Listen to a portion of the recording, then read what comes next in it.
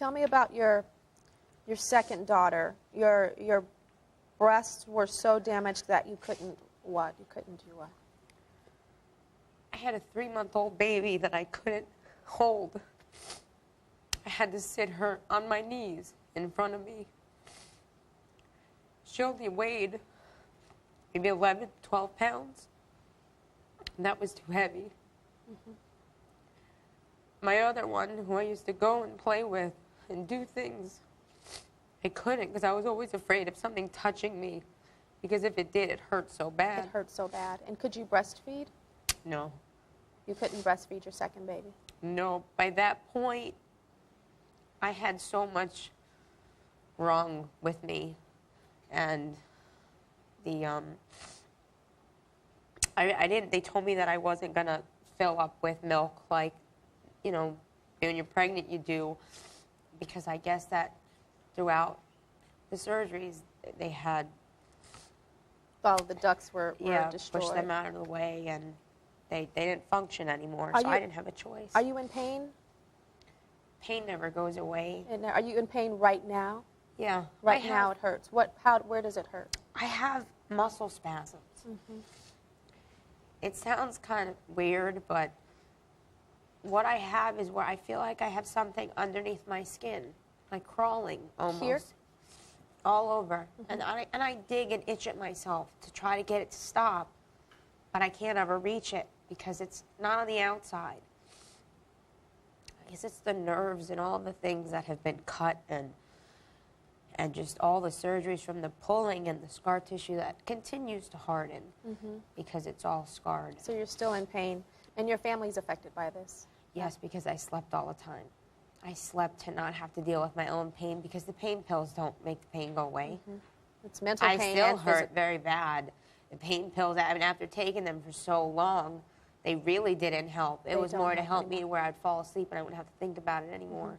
Well, your fiancé, Mike, was with you through this ordeal, and he's with us in the audience. Hi, Mike.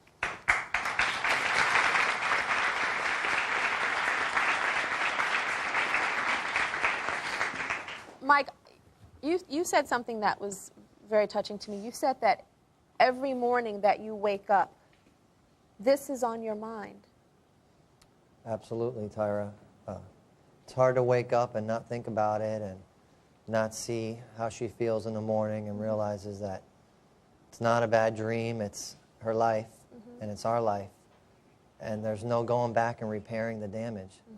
Nothing can take it away. And the beautiful thing about you, Mike, is you dated a woman, and it was a new relationship, and her breasts weren't what we call perfect breasts.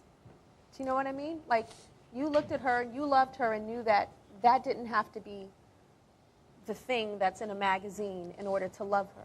I never saw the scars. You know, I met her, we fell in love, we started dating. She initially told me about all these problems that she had, but it didn't matter. You know, we just worked so well together and got along that I just saw the person, I saw her smile, and everything else doesn't matter once you fall in love with someone. But one thing you did say is that her suffering has put a permanent scar on you. What does that mean? Well, to see someone that you care about so much be in so much pain, and there's nothing you can do to help them. You know, there's nothing you can say, there's no amount of money that can take it back or fix it or make it better. Gives you a permanent ache that just never goes away. You know, there's this person you love, and you can't do anything for them. Well, you're a good man. You're a great man. Joining us today is board-certified plastic surgeon Dr. Jay Calvert. Dr. Calvert, have you heard of these type of botched surgeries where it's horrific? Absolutely. I mean, Like these are the extreme complications that are very rare. They are part of the informed consent that Jennifer seems to have missed when she was learning about her surgery. That would make people sort of take pause and say, well, what does that translate into? And if, you know, 1,000 people have this operation, there might be one patient that has a complication like this. And it's unusual and it's tragic when it happens. And I'm hearing now that to be a cosmetic surgeon, you can just take a couple of courses. If you're a dentist, you can take a couple of courses and then do breasts. I just was talking to someone in the back. I won't say who it was, but she was saying that she was getting her teeth done, and in the other room, her dentist was doing boobs. Yep, that's scary but true. Yeah. I mean, it's there was litigation. There was legislation that was going to lead to litigation for dentists and oral surgeons to be able to operate below the neck and perform breast augmentation liposuction, and That's crazy. our governor stopped it. So Arnold Schwarzenegger stopped it. Stopped it. Well, thank you, Arnold.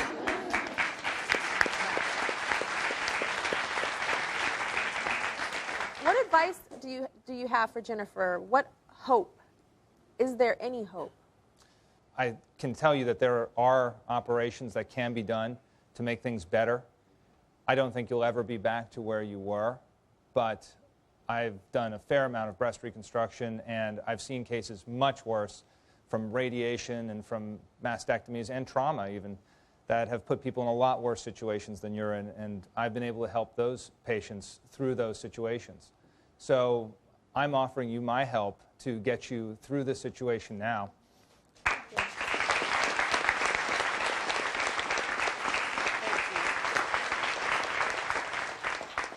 How does that sound? I don't even know right now. No? Unbelievable. Thank you so much. Somebody that really knows what he's doing. That really knows and says that he can get you on a better path. It's nice to be looked at like a person. Yeah. Well, you are a That person. has a face, too. You're a beautiful person. Thank you. Okay. We'll be right back. Up next, she cheated death. I understand that you almost died or did die. 3 times, 3 You different flatlined times.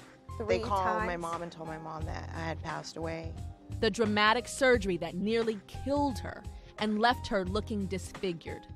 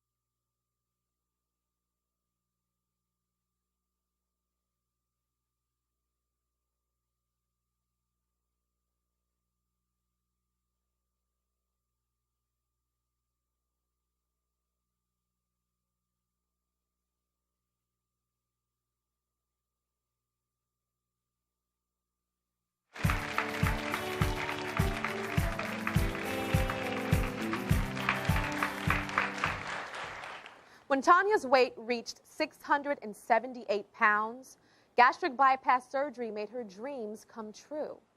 But now, she says she's living a nightmare. After years of struggling with her weight, Tanya decided to have gastric bypass surgery. But what doctors never told her was that she would end up having excess skin after the procedure. After I lost all the weight, my skin just started to hang, and I didn't realize it wasn't going to go back into place. Tanya still has a hard time accepting her body since having the surgery 7 years ago. When I look in the mirror, I still see a big fat girl looking right back at me. I feel broken after surgery. I just feel that no one's going to want me or accept me for me.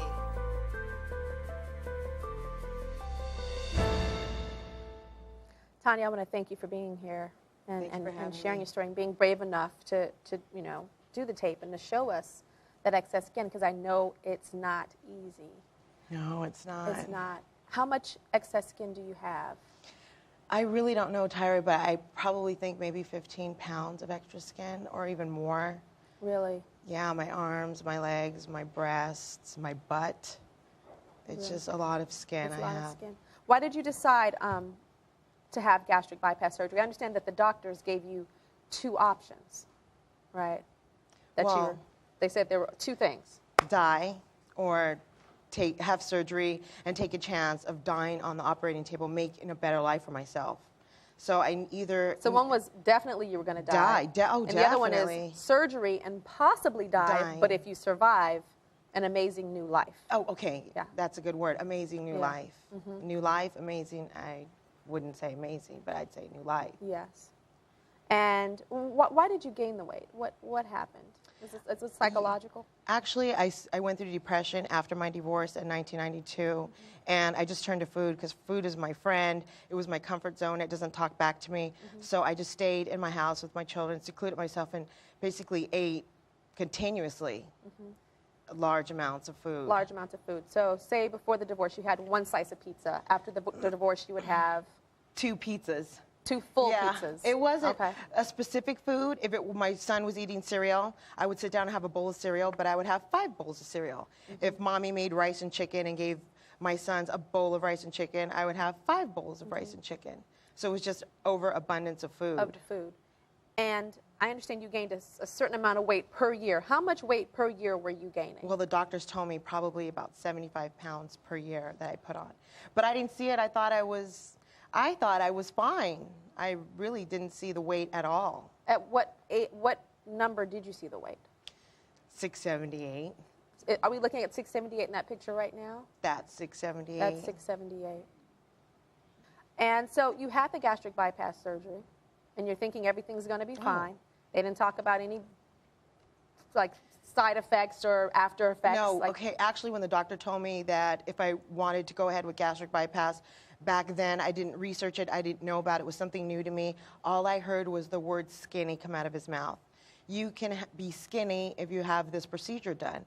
I didn't research it. I really didn't know what it was. I didn't think about researching myself anyway. So I went ahead with the surgery, and when I lived through it, I woke up in just so much pain, not knowing. I just thought I was going to be skinny. When I woke up big and fat and yucky, and so you thought you were going to have the surgery and actually wake up skinny? Skinny, yeah. Really? I thought I was going to be skinny. Really? Yeah, and I also thought after I lost the weight, the skin would go back into place, and then I would just be normal again. To me, normal, maybe 120. So tell me about the complications after. You were going to get a tummy tuck. Right. You got a tummy tuck because of the excess skin. Right. My stomach hung down to my knees. It was about out to here and just hung down to my knees. So I did get the tummy tuck, and it got infected because at the time I had diabetes. So when it got infected, it left my abdomen with a scar, with a hole, because it didn't heal right. I got infected, and they had to remove the staples from this side of my stomach to my right hip. And so it was open, and they used to just stuff it with gauze and rinse it out every day with saline and just let it heal naturally from the inside out. And I was in the hospital for about 8.5 months. 8.5 months. And in a lot of pain. Oh, definitely. I was Demerol and morphine every day. I understand that you almost died or did die. 3 times. 3 you different flatlined times. 3 They called times? my mom and told my mom that I had passed away 3 different times. And how has this emotionally affected you? a lot. It's affected me. Why don't you talk about that? It's so hard. It's okay. It's just so hard. People don't understand. You know, they have surgery and they think that they're going to be skinny, and they don't realize that after surgery, they're going to have tremendous amounts of skin left. And it's just every day, I look at myself, and I have my girlfriends that tell me, you know, they're happy, you know, I got surgery and that, you know, it's a new life.